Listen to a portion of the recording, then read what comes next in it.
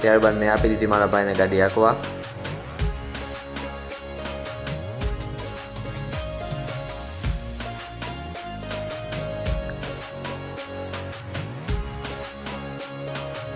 થોડોક આપણો સીન લઈ લઈએ।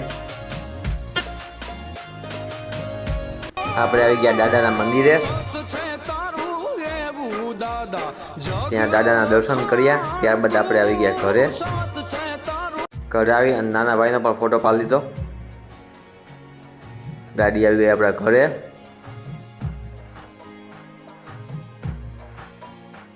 ત્યારબાદ ગાડીની કરી આપણા બેને પૂજા।